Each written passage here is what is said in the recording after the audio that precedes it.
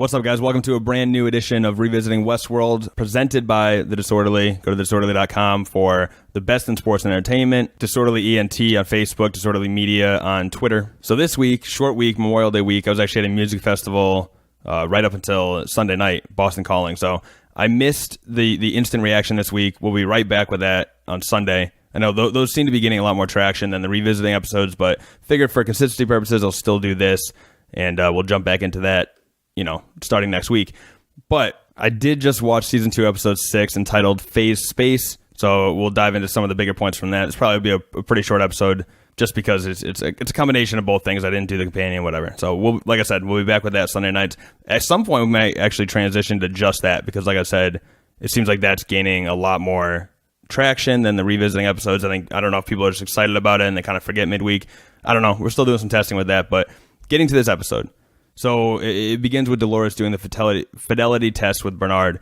Obviously, this is a callback to the James Delos William fidelity test that we saw throughout that episode, where they kind of repeat the same thing over and over again to basically make sure that the robot version is exactly like the human, and they're doing that with these robot-human hybrids, right? So James Delos died. They downloaded his consciousness essentially into a robot version of James Delos, and then they do a series of tests to try to figure out, is he just like the old human? Now, there's some skepticism there just from my part, where it's like, even if you created a perfect, that's like almost saying if you put me in the exact same situation every single time, would I say the same thing or would it slightly alter? I don't know. But in this situation, I guess it's not exactly word for word to it. I think it's got to be close, because in this situation, Bernard screwed something up. He questions why he's doing something versus whether or not he should do it. And that's not accurate. So he's having this conversation with Dolores. Dolores basically calls him out for messing it up. She's like, no, he didn't say that. He, I assume, would be Arnold, and he's talking to Bernard or, possibly some human robot version of Arnold that we don't know about. It's also extremely possible that Arnold, or Bernard rather, already is half human, half robot. I mean, we know he looks just like Arnold, right? So, why? The only thing that is really standing in the way of it not being, straight up James Delos is that James Delos is broken. It seems like the technology wasn't there. So if Ford did, have the technology on the side, which I know a lot of people have theorized about, if Ford already had mastered the technology of combining human and host into one sort of body, if he already had that, maybe he did that with Bernard.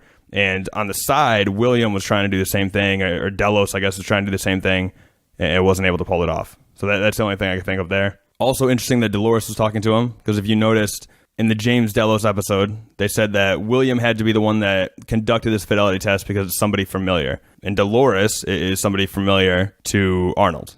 So that makes sense that it'd be her. That doesn't necessarily mean she's running the show. They could be using a robot version of Dolores to program her temporarily to be able to conduct this fidelity test, right? They could have a robot version of Dolores conduct the fidelity test under some sort of programming restraints.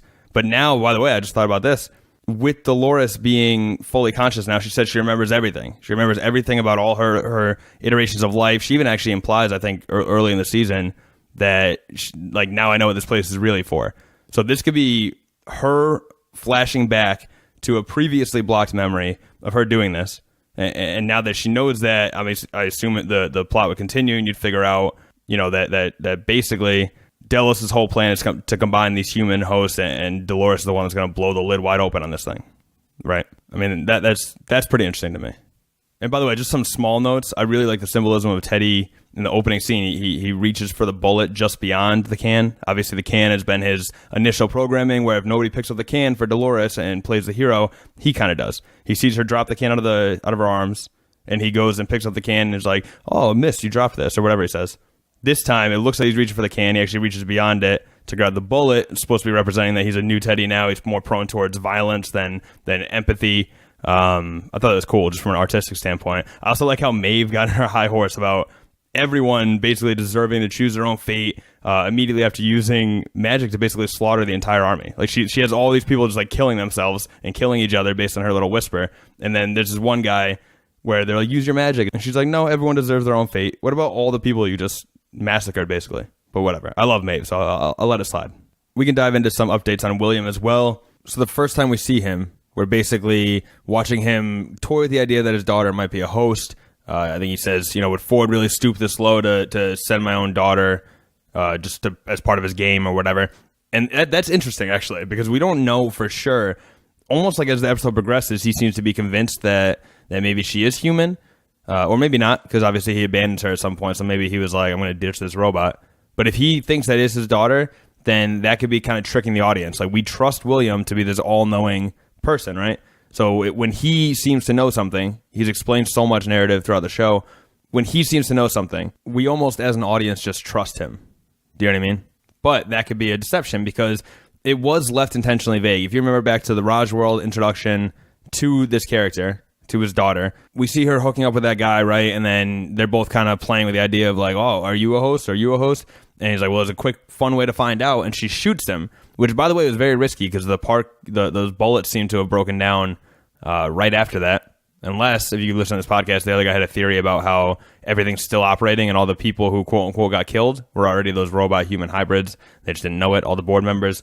Anyway, I'm not going to go down that rabbit hole. What I will say, though, assuming the people are now able to get shot by guns, that little pre-sex move to like shoot him to see if he's real or not, it seemed really risky because it seems like if they just did that same move like 2 days later, she actually would have killed him.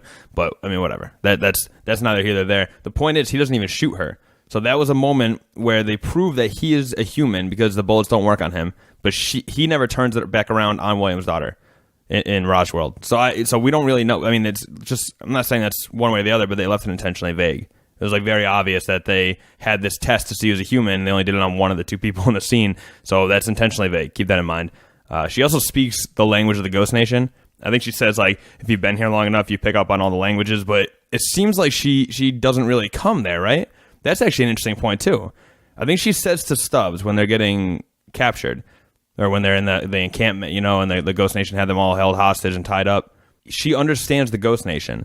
And I'm pretty sure Stubbs, like, what, you've been here long, or, like, what, you learned their language or something? And I think she even says, like, if you've been here long enough, or something along those lines. I have to go back and check that out. But we also know that she hasn't really been here often at all. She went to Raj World when she was a kid. This is her first trip back since then. She might have spent a lot of time there as a kid, but enough to learn the language of the Native Americans? I don't know.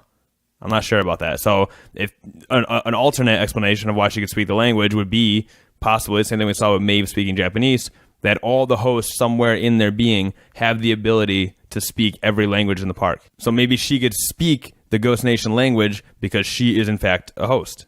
It's possible. We don't know. And by the way, don't trust any, information of the outside world or anything else that she may have. That could just be written into her programming. That could be her cornerstone. So there's not, we honestly don't know if she's a host or not. Obviously, the show wants us to play with that idea because it's literally, the question is presented to us by William right away. But that's something to keep an eye on. That ends, by the way, the William sort of arc in this episode ends with him getting attacked by the Ghost Nation. Just to kind of leave you at that. By the way, just real quick, Ed Harris is just, he's a fantastic actor. Just incredible. The scene around the campfire where he was emotional and showing regret, and then obviously he took off the next morning or whatever, but just from an acting perspective, it was so, for him to be such like a tough guy type character, and then have like these emotions, but you can tell he's kind of fighting them. It was just brilliant acting. Ed Harris is the man. William's a great character. So I just wanted to shout that out real quick. A quick update on Maeve as well, just because this last part that kind of was in the middle of the episode, or throughout it, I guess, the whole thing with the cradle, that's bigger. So we'll get to that in a second. But talking about Maeve real quick, she finally gets to her destination. She shares a moment of tenderness with Lee, which is nice. She talks to her daughter, finds out that there's another version of her, basically, like another mother to the daughter. And turns out they're right in the heart of this same Ghost Nation narrative that she keeps flashing back to throughout both seasons. They're right in the heart of it. So she has to relive her worst fear, basically. She grabs her daughter, runs off. I don't know what happens to the replacement mom, but she runs off, and I think the episode ends where they're still fighting. Now, that moment of tenderness with Lee, which seemed really genuine, right after that, Lee, being the kind of sleazeball he is, calls for help on the Delos radio that he got in the last episode. Felix is even saying, like, come on, we have to help them. And he's like, listen, you do whatever you want, but I'm not going to get myself killed. I'm going to help him get out of here. So Lee, there's a moment of tenderness, but then Lee sort of stabs her in the back, which is, upsetting. But Felix, my boy Felix, he rushes into battle, so that's nice. But unless I'm just completely blanking on this, I don't think we get much closure on that either. I think they're in the midst of that battle still, heading into the next episode. But finally, the big reveal. So first we find out that QA has been basically combating Ford's programming, but they've been actively blocked every time by the Cradle. So the Cradle is something that I still don't know. I feel like we had no introduction to the Cradle until like a couple episodes ago. I was trying to rack my brain, remember back to season 1 and think if the Cradle was like a thing and I just forgot what it was. I don't know. But what we do know is the Cradle is basically this library, this super mainframe type thing with all the host backups in it. And you can plug in and simulate narratives, but can't affect the park's infrastructure. So you have backup Dolores, backup Teddy, backup everybody, the core data for them, and they're all plugged into this giant computer system.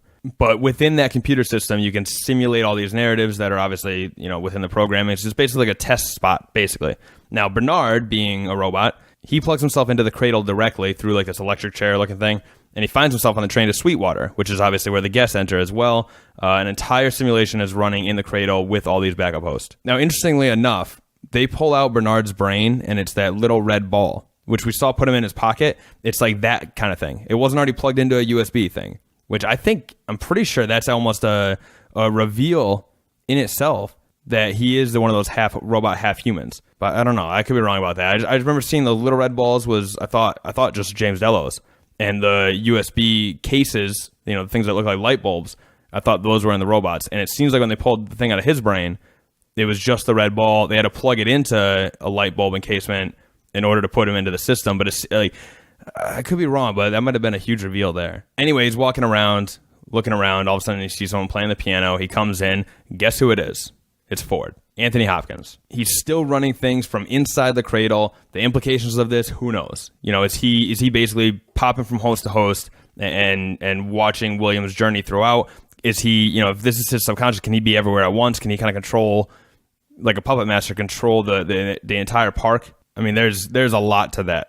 And I'm happy Anthony Hopkins is back too. I wasn't sure if he would be. A lot of people are speculating about him being so old to commit to, multiple seasons of the show, and when they killed him off in the first season, a lot of people were like, oh, there you go. They got this movie star for one season and then, move on beyond him. They could CGI him when they need to, like they did with the reflection in the window, during that second episode, I think it was. The one where they're basically pitching Delos. It's like a flashback.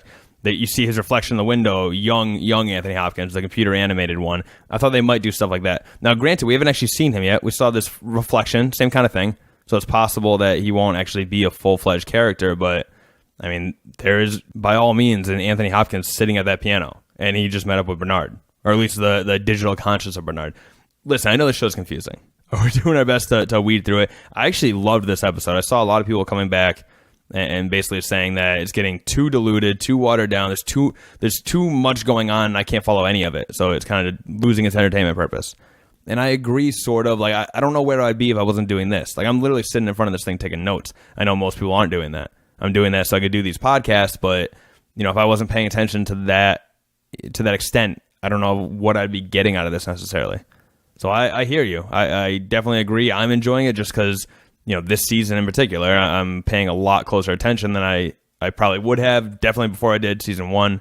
So I don't know. But hopefully we can help you. Hopefully these help. Hopefully they present some thoughtful questions, answer some questions you may have. My DMs are open. You can find me on Twitter at Nick Risner, NickRizner.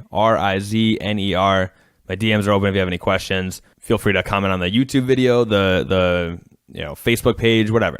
It'll get back to me somehow. And any and all feedback is encouraged, honestly. If you want to tell a friend about this podcast, give us a like, give us a subscribe, rate the podcast, review the podcast, comment on it, anything. They all help, and it's all encouraged. But that'll do it. That was Revisiting Westworld Season 2, Episode 6, Phase Space. And we'll be back with those Sunday instant reactions. So, it takes a while to upload, I guess. But usually an hour, a couple hours after the episode's over, I'll usually have the episode up. At the very least, Monday morning on your commute, the episode will be ready for you to go.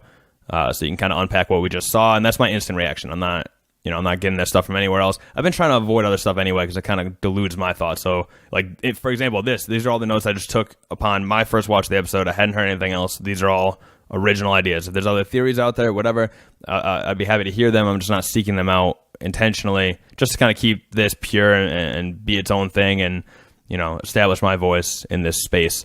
But, yeah, that'll do it. I appreciate you guys listening. Enjoy the rest of your week, and I'll see you Sunday night.